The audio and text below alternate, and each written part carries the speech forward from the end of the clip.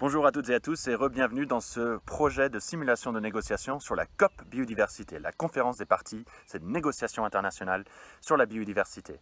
Alors, il y a plusieurs rôles que vous pouvez jouer dans cette négociation. Je m'adresse donc aux participants, aux encadrants, aux professeurs, aux familles. Pour ceux qui veulent participer à cette COP, à cette simulation de COP, il y a plusieurs rôles que vous pouvez jouer. C'est un jeu de rôle, encore une fois. Et dans notre interface, nous mettons à disposition les fiches de rôle confidentielles, ou plutôt on vous donne la liste des rôles et on vous envoie ensuite la fiche de rôle confidentielle qui vous donne toute une série de positionnements et d'informations sur ce rôle-là. Comme ça, vous pouvez vous positionner et préparer la négociation. Donc cette fiche de rôle confidentielle est importante. Maintenant, pour vous présenter les rôles, il y a plusieurs catégories qui permettent de les séparer.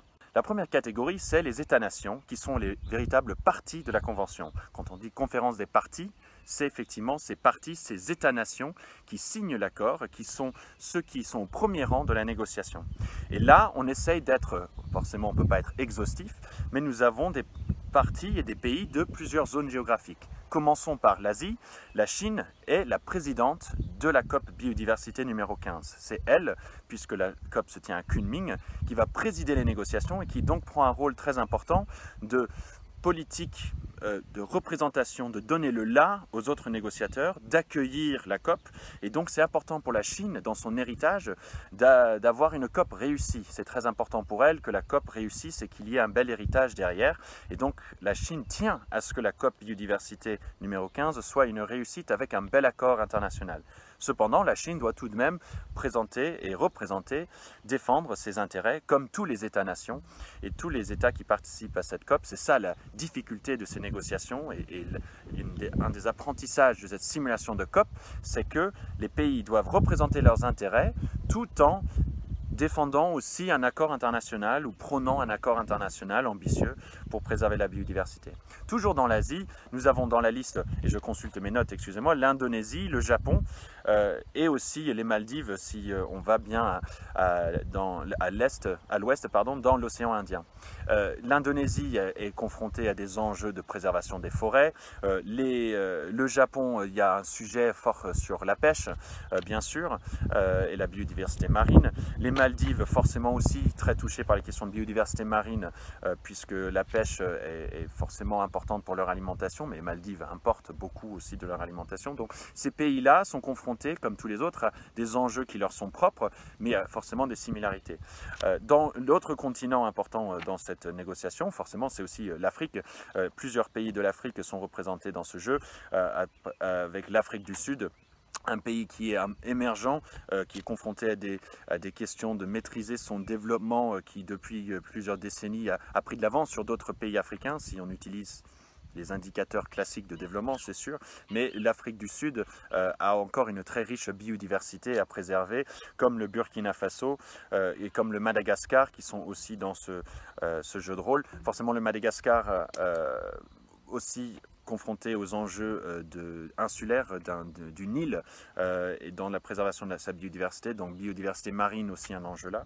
Donc si on récapitule sur cette catégorie, forcément on a vraiment un enjeu de préserver une biodiversité qui est très menacée en Afrique et dans plusieurs pays africains, tout aussi en garantissant, en apportant des services publics et des développements pour les entreprises afin de permettre à la population de poursuivre une certaine prospérité, mais durable et écologique.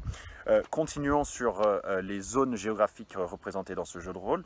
La France et l'Allemagne sont deux pays que nous avons mis qui font partie de l'Union européenne et qui sont dans ce jeu.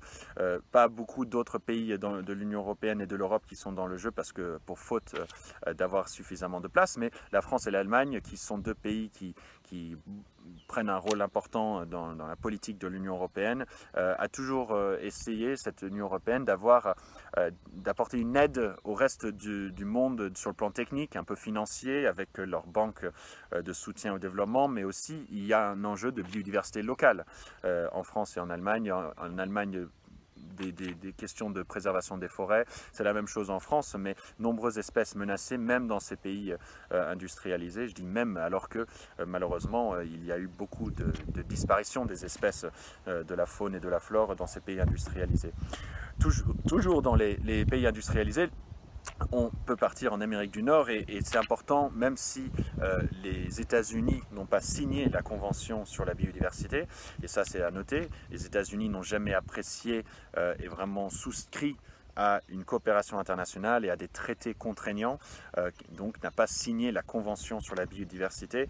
Les États-Unis, c'est intéressant aussi de les avoir dans le jeu, juste parce que ils influencent quand même beaucoup la politique mondiale, dont sur l'environnement, même en étant juste observateurs pendant les COP. Donc pour cet exercice, c'est intéressant de les avoir dans le jeu, même si techniquement, ils ne sont pas vraiment dans les négociations parce qu'ils n'ont pas signé la convention et donc ne peuvent pas participer au COP. Le Canada, c'est un pays qui par contre a signé la convention, qui a aussi des faiblesses en ce qui concerne sa politique sur l'environnement, mais qui a de très vastes territoires ruraux, pleins de paysages naturels, et donc la biodiversité est un enjeu crucial au Canada. Et d'ailleurs, des peuples premiers très attachés à ces territoires très naturels ont une voix assez importante dans certains territoires du Canada, dans la politique. Et donc ça, c'est intéressant de voir. Petit résumé aussi par contre sur le Canada et les États-Unis, un gros enjeu d'exploitation forestière, d'exploitation énergétique et du pétrole et du charbon. Donc à vraiment prendre cela en compte quand on représente ces deux pays, ce n'est pas les plus faciles à représenter dans une négociation sur la préservation de la biodiversité. En ce qui concerne l'Amérique latine et l'Amérique centrale et du Sud, nous avons dans le jeu le Brésil qui a un rôle très important dans cette négociation parce qu'il y a de nombreuses, des très vastes espaces forestiers, la forêt de l'Amazonie qui est forcément au premier plan à préserver. Les feux de forêt récents d'ailleurs rappellent cette importance des forêts du Brésil pour le reste de la planète d'ailleurs. Le Costa Rica qui a adopté une politique de préservation de l'environnement assez intéressante qui était autant sur le plan de la biodiversité marine et la préservation de certaines espèces de poissons, de lutter contre une pêche destructrice et aussi pour préserver les requins. Il y avait une grande campagne là-dessus au Costa Rica. Mais le Costa Rica est un pays très reconnu pour sa politique de préservation de la biodiversité, ainsi que la Bolivie qui est un pays assez revendicateur sur les questions d'environnement à l'échelle internationale.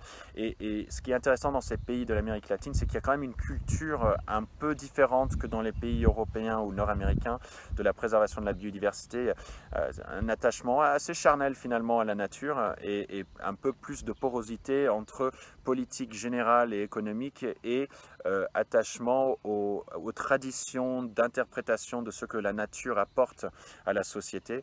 Donc cet attachement à la nature très très fort en Amérique latine qui est à noter. Donc voilà un petit peu un tour de table de ces pays qui participent à cette simulation de COP et pour lesquels il y a des fiches de rôle. Important aussi, encore une fois, d'insister sur le fait que ce ne soit pas exhaustif. Nous n'avons pas l'Australie dans le jeu, la Nouvelle-Zélande, plein d'autres pays africains, européens, etc. Donc n'hésitez surtout pas si vous souhaitez rajouter des propositions. C'est sûr qu'il faut en choisir certains et de manière à être le plus équilibré possible dans la représentation géographique et des intérêts économiques. Et donc ces pays-là sont dans le jeu et je vous souhaite une excellente étude de votre fiche de rôle si vous choisissez un État-nation à représenter dans cette COP et dans cette simulation de COP biodiversité.